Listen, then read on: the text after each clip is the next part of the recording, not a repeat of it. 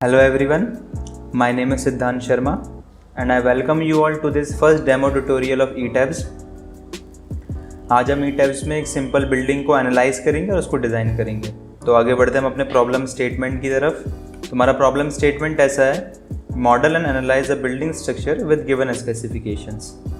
तो हमको दिया grid line and x direction में हमारे पास 4 है, स्पेसिंग दी है बीच में 5 मीटर की, मतलब ऑब्वियस सी बात है स्पेसिंग यूनिफॉर्म होने वाली है, सारी ग्रिड लाइंस के बीच में स्पेसिंग 5 मीटर की रहने वाली है। उसी तरीके से सेम अपन को दिया grid line and Y direction, वो भी 4 ही है, स्पेसिंग बीच में 5 मीटर की रहेगी। आगे बढ़ते हैं तो अपने पास एक कंक्रीट का ग्रेड है जो कि है M30 का। तो रीबार का ग्रेड है अपने पास मेन बार के लिए FE415 का और टाई बार के लिए अपने पास माइल 250 का। इसका मतलब ये है कि वहाँ पे अपन को ETABS में दोनों ग्रेड को डिफाइन करना पड़ेगा, दोनों ग्रेड्स को अलग अलग अपन को डिफाइन करना पड़ेगा। बीम डायमेंशन अपने पास है 400 क्रॉस 300 mm के और कॉलम डायमेंशन है अपने पास 500 क्रॉस 500 mm के। यहाँ पे स्लैब की थिकनेस अपन को दी है 125 mm की और नंबर ऑफ स्टोरी, मतलब बिल्डिंग में कितनी स्टोरी रहने वाली है, वो है 5।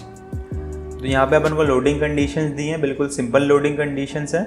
Wall dead load on beam है अपने पास 0.2 किलो न्यूटन पर मीटर का, मतलब यूनिफॉर्मली डिस्ट्रीब्यूटेड लोड है, UDL है अपने पास।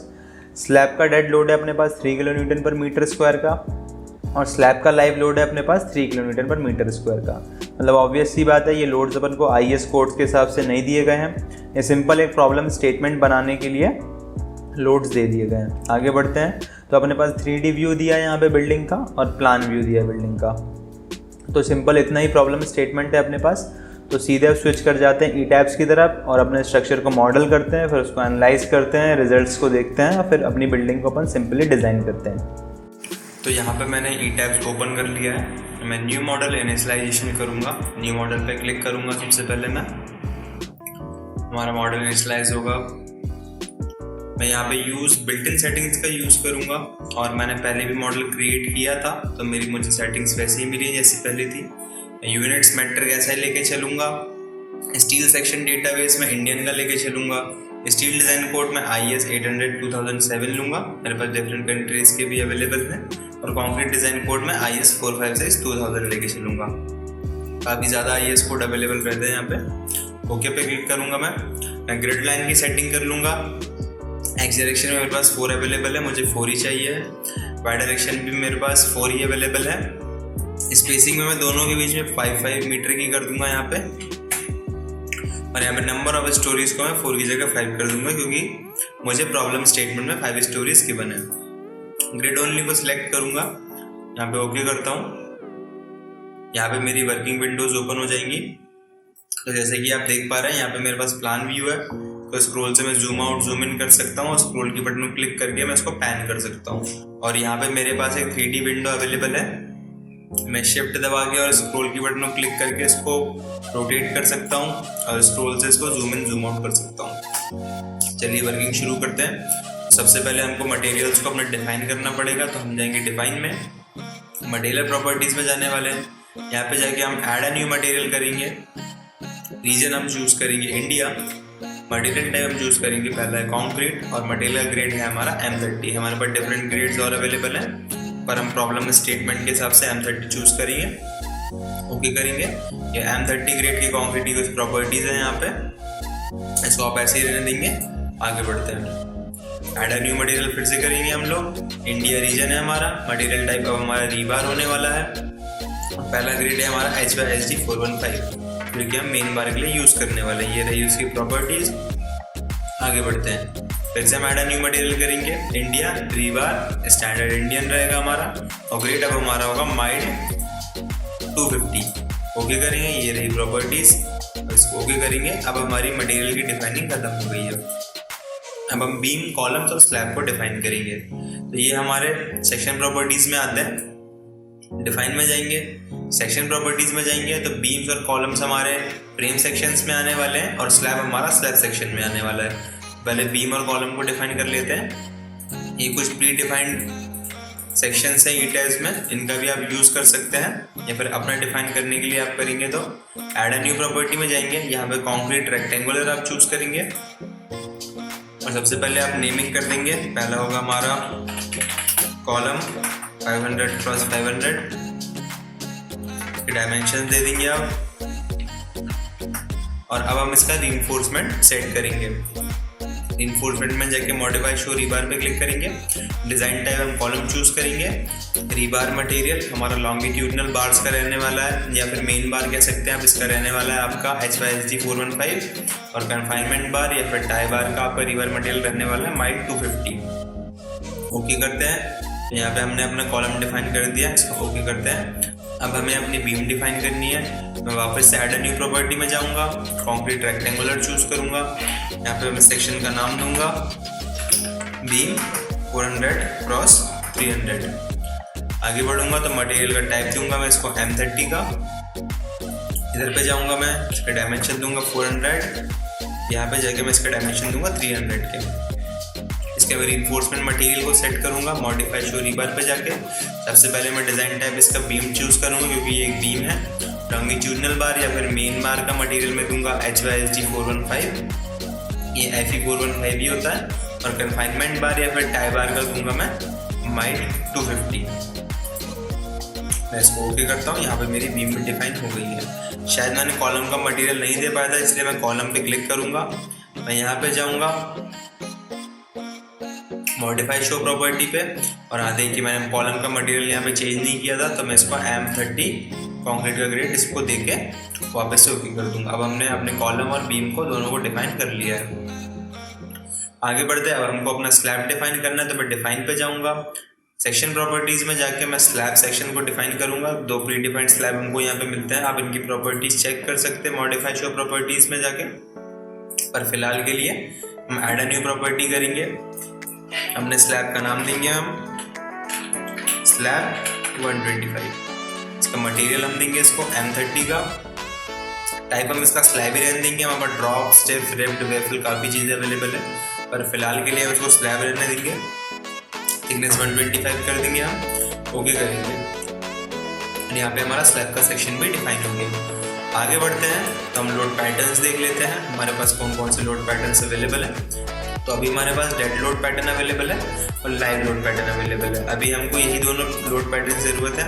आपके पास काफ़ी और भी लोड पैटर्न्स अवेलेबल रहते हैं, पर अभी हमको लोडिंग कंडीशंस के लिए सिर्फ 2 लोड पैटर्न दिए हैं, इसलिए हम इन दोनों को लेकर आगे बढ़ेंगे।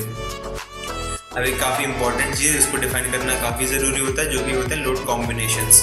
हम लोड कॉम्बिनेशंस को ऐड करेंगे। आप मैनुअली भी इनको ऐड कर सकते हैं IS कोड्स के थ्रू, या फिर आप डिफ़ॉल्ट डिज़ाइन कॉम्बोज जो कि ईटैब्स ऐड करता है, ये भी IS कोड्स के अकॉर्डिंग ही ऐड करता है, इससे ऐड कर सकते हैं। तो अभी हम कॉन्क्रीट फ्रेम डिज़ाइन कर रहे हैं, तो हम उसके डिफ़ॉल्ट डिज़ाइन कॉम्बोज ऐड करेंगे।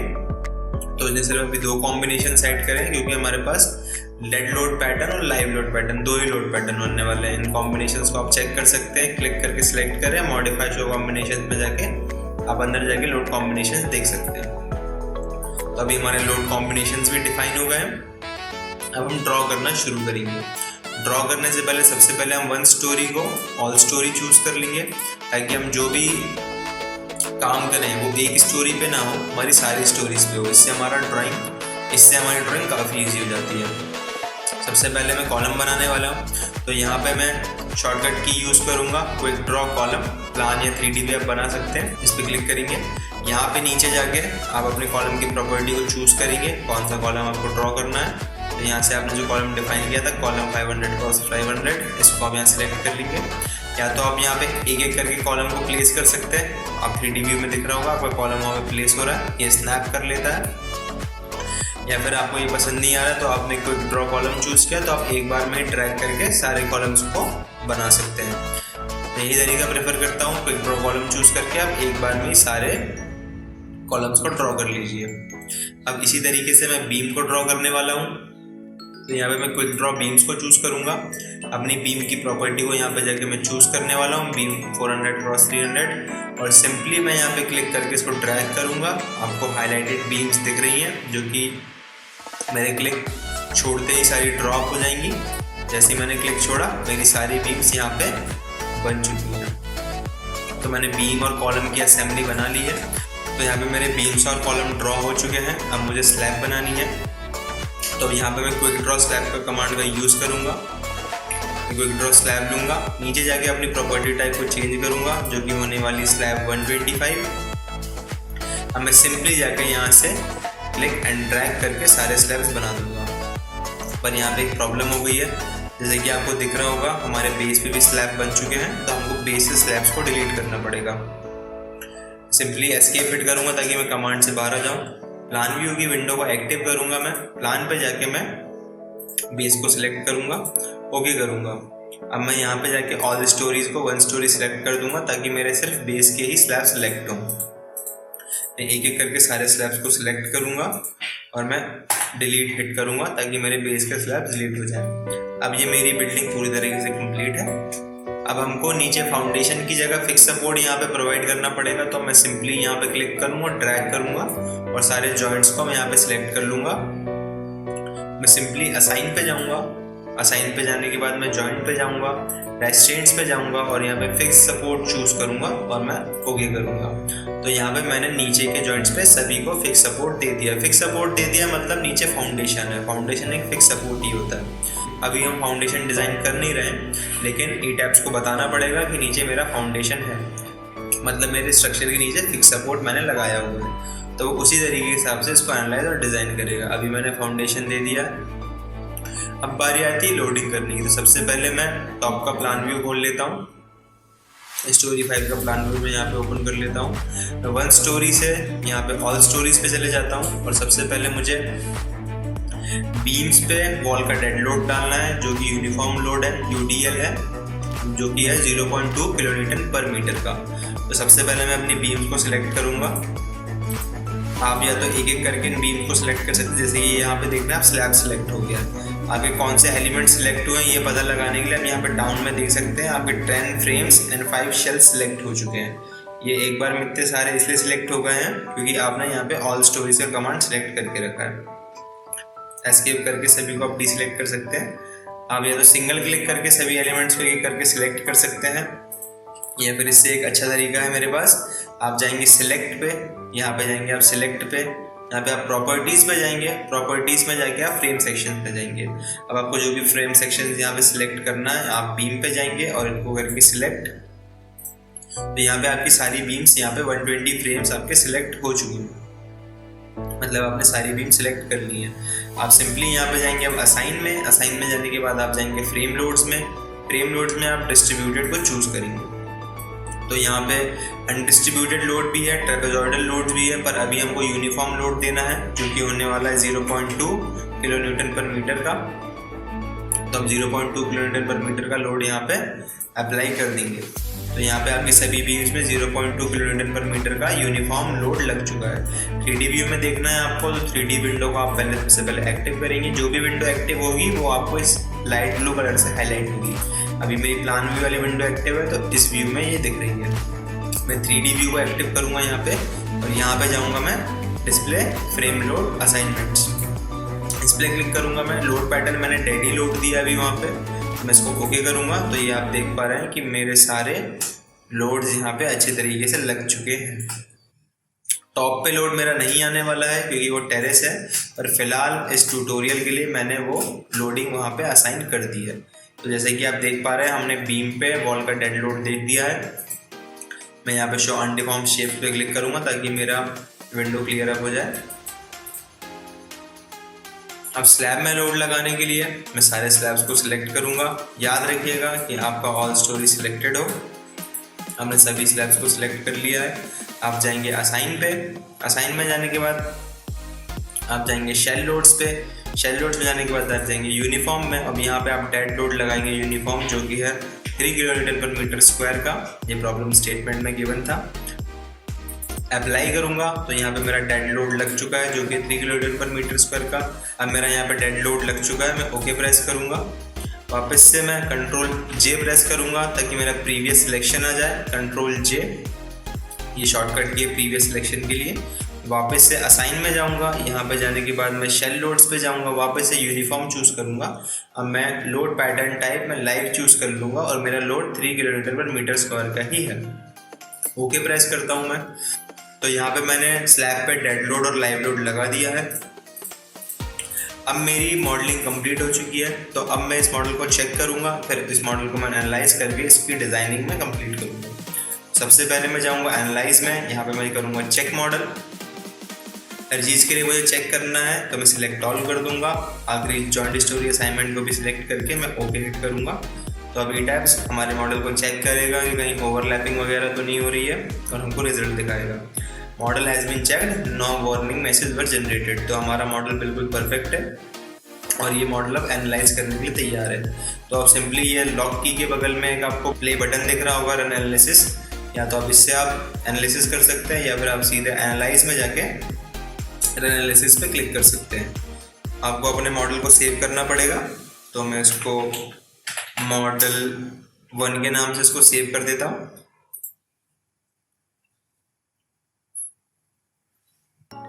अब यहाँ पे हमारा मॉडल एनालाइज हो रहा है, देखते हैं क्या रिजल्ट्स आते हैं। तो यहाँ पे हमारा मॉडल एनालाइज पूरा हो चुका है और आप रिजल्ट देखने के लिए इसको यहाँ पे होवर कर सकते हैं। ये जॉइंट्स के डिस्प्लेसमेंट के रिजल्ट्स यहाँ पे आपको दिखा रहा है। Joint element 2 to 6, story 5, UX दिखा रहा है, यूवाई दिखा रहा है, यूजेड दिखा रहा है, मतलब डिस्प्लेसमेंट है, एक्स डायरेक्शन, वाई डायरेक्शन और जेड डायरेक्शन में। तो आप ये चेक कर सकते हैं या फिर आप डिस्प्ले पे जा सकते हैं। यहाँ पे आप फोर्स एंड स्ट्रेस डायग्राम में सपोर्टिंग रिएक्शन देख सकते हैं। कॉम्बिनेशन के लिए आप देख सकते हैं, आप कॉम्बिनेशन के लिए चेक करिएगा। एरोज देखना है आपको, एरोज देखिएगा। टेबलेटेड फॉर्म में देखना है, टेबल के फॉर्म में देखिएगा। डायरेक्शन आपकी एफजेड ही रहने वाली क्योंकि रिएक्शन फोर्सेस हैं। हम जैसे ही ओके हिट करते हैं तो यहाँ पे आपको सारे रिएक्शन फोर्सेस आप देख सकते हैं। इन्हीं रिएक्शन फोर्सेस का यूज़ करके हम स्ट्रक्चर के फाउंडेशन को डिज़ाइन करते हैं। आगे चल के फाउंडेशन डिज़ाइनिंग हम सेफ में पढ़ने वाले हैं और हम ई-टैब से ही सारा डेटा उठाने वाले हैं उसके लिए। तो ये आप रिएक्शन फोर्सेस चेक कर सकते हैं कितना यहाँ पे आपको रिएक्शन फोर्स मिल रहा है। इसके बाद आगे चलते हैं। अगर हमको मूवमेंट्स, टॉर्जन, एक्सियल फोर्स और शियर फोर्स वगैरह चेक करना हो, स्ट्रक्चर में कितना कहाँ जनरेट हो रहा है, तो आप इसके बाद यहाँ पे जा सकते हैं डिस्प्ले में, फोर्स एंड स्ट्रेस डायग्राम में जाके आप फ्रेम, पियर, स्पेंट्रल, लिंक फोर्सेस में क्लिक कर सकते हैं। और कॉम्बिनेशंस के लिए आप एक्सियल फोर्स चूज़ कर सकते हैं, टॉर्जन चूज़ कर सकते हैं, मूवमेंट चूज़ कर सकते हैं, शेयर चूज़ कर सकते हैं। सिंपली आपको जिस भी क्वांटिटी का रिजल्ट लिखना है उसमें क्लिक करना है और अप्लाई हिट करना है। तो यहाँ पे आपको डायग्राम्स के थ्रू आपका रिजल्ट मिल जाएगा। किसी भी मेंबर का आपको रिजल्ट चेक करना है तो सिंपली उस पर आप जाकर राइट क्लिक करेंगे तो उसका सिंप्लीफाइड रिजल्ट आपको यहाँ पे देखने के लिए मिल जाएगा। स्क्रॉल करके आप किसी भी जगह की वैल्यूज़ को चेक कर सकते हैं। यहाँ पे ये आपको मीटर में दे रहा है कितने मीटर पे ये वैल्यू आने वाली है और वहाँ पे वैल्यू है कितनी। आप मैक्सिमम और मिनिमम वैल्यूज़ भी देख सकते हैं कि उस बीम में या उस कॉलम में कितना मैक्सिमम मूवमेंट और कितना शेयर फोर्स जनरेट हो रहा है। सिंपली आप यहाँ पे जाके एक्सियल फोर्स और टॉर्जन को भी देख सकते हैं कि आपका एक्सियल फोर्स कितना जनरेट हो रहा है उस मेंबर पे या एलिमेंट पे और आपका टॉर्जन कितना जनरेट हो रहा है उस मेंबर या एलिमेंट पे। आप इसी तरीके से सारे रिजल्ट्स को एनालाइज कर सकते हैं और अपनी रिपोर्ट बना सकते हैं। अब हम इस स्ट्रक्चर को डिज़ाइन करने वाले हैं। सबसे पहले मैं क्लीन अप कर देता हूँ अनडिफॉर्म शेप। अब स्ट्रक्चर को डिज़ाइन करने के लिए आप सिंपली डिज़ाइन में जाएंगे। डिज़ाइन में जाने के बाद हम कॉन्क्रीट फ्रेम डिज़ाइन करने वाले हैं, तो कॉन्क्रीट फ्रेम डिज़ाइन में जाके हम स्टार्ट डिज़ाइन एंड चेक को शुरू कर देंगे। काफ़ी छोटा स्ट्रक्चर है, काफ़ी जल्दी डिज़ाइनिंग कर दी है ई-टैब्स ने। जैसे कि आप देख पा रहे हैं काफ़ी हौच पौच हो गया है यहाँ पे, क्योंकि ई-टैब रिजल्ट देता है रीबार के क्रॉस सेक्शन एरिया पे, मतलब एलिमेंट का जो यहाँ पे क्रॉस सेक्शन होगा एरिया है उस पर रीबार का क्रॉस सेक्शन एरिया कितना होना चाहिए। जैसे कि आप यहाँ पे दिख रहा है 540 to 323, ये mm² पे यहाँ पे एरिया में रिजल्ट दिया आपको। या फिर किसी भी एलिमेंट पे आप राइट क्लिक करके इसका बॉटम स्टील का एरिया देख सकते हैं, शियर स्टील का इसका एरिया आप देख सकते हैं। ये डीकॉन 2 लोड कॉम्बिनेशंस के लिए आपको यहाँ पे शो कर रहा है। टॉप स्टील का एरिया देख सकते हैं। इसके बाद आप स्टील का डायमीटर चूज़ करके उसका एक बार का आप एरिया निकाल के इससे डिवाइड करके आप नंबर ऑफ बार निकाल सकते हैं। ये थोड़ी कॉम्प्लिकेटेड प्रोसेस हो जाती है, इसलिए हम CSI डिटेल का यूज़ करते हैं। हम सिंपली इस मॉडल को डिटेल में इंपोर्ट कराते हैं और उसमें हम ड्राइंग जनरेट करते हैं, तो डिटेलिंग हमको सारी ड्राइंग्स वगैरह जनरेट करके दे देता है। हम वहाँ पे रीबार का डाया वगैरह सब कुछ चूज़ कर लेते हैं, तो हमको CSI डिटेल काफ़ी ईजी कैलकुलेशंस करके दे देता है। तो यही सब था इस ट्यूटोरियल में। आई होप आप सभी को ये ट्यूटोरियल काफ़ी ज़्यादा पसंद आया होगा। काफ़ी फास्ट चला है अगर आपको ई टैब्स, सेफ और बाकी सारे सॉफ्टवेयर डिटेल में बेसिक टू एडवांस लेवल तक सीखने हैं तो आप www.softseed.in हमारी वेबसाइट पे विजिट कर सकते हैं और वहाँ पे जाके आप हमारा मॉड्यूल बायअप कर सकते हैं। हमारी लाइव क्लासेस शुरू होने वाली हैं 15 सितंबर से, तो आप जाइए और जितना जल्दी हो सके आप एनरोल कर लीजिए। 15 सितंबर से हमारी क्लासेस शुरू हो जाएंगी। और अगर आप चैनल पर नए हैं तो चैनल को सब्सक्राइब करिए, वीडियो को लाइक करिए और जितना हो सके शेयर करिए। Thank you so much.